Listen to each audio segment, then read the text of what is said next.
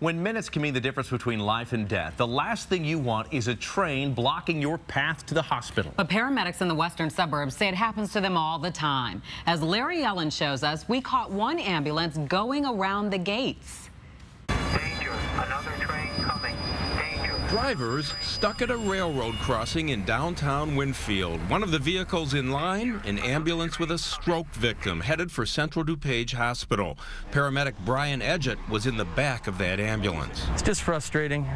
You know you have to get there. You're trying to do what's best for the patient, and every minute lost could have negative consequences on the patient's outcome. Eventually, the crossing clears.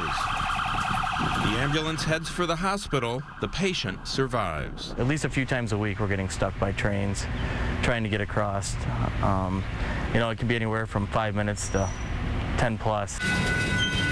Retired Winfield Fire Chief John Karwoski agrees. We see him a lot. We sit here in the morning, there's a few of us that have a coffee and we talk, and we'll see the ambulances are held up before they get to the hospital here. Here's why the paramedics are so frustrated. Central DuPage Hospital is just north of that crossing. Paramedics stuck on the south side know they're just a block from the hospital, but can't get there. There is an alternative, using an underpass at County Farm Road, but that can add time. The only way around takes another 10 minutes. Just kind of a gamble if we're going to wait for the train or try to go around. Edgett says he'd never go around the gates, but not all paramedics are so patient. Watch as a First Care ambulance runs the gates at Winfield Road. First Care says it was an isolated incident that the paramedics felt was necessary. Winfield's own first responders get frustrated too. Minutes count. So when we're sitting there for 2, 3, 4 minutes, it's very frustrating. Deputy Chief Brian Lewis says they sometimes get delayed not once but twice. Their fire station is just north of the tracks, but more than 30% of their calls are on the south side. They get blocked heading south and then coming back north. Paramedics call it getting trained.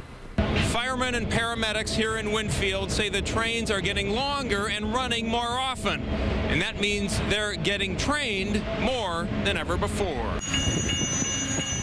Lewis says on a typical weekday, 180 trains pass through Winfield, and the freight trains, he says, sometimes just park at the crossing instead of rolling on through. I can't believe how long these trains are. It's ridiculous.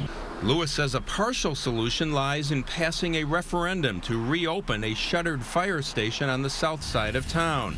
The Union Pacific Railroad says paramedics can call the railroad when crossings are blocked for long periods of time. But we did not know that was even a possibility. The railroad says Winfield's paramedics have called 6 times this year when trains were blocking the crossing for 10 minutes or more. Larry Yellen, Fox 32 News.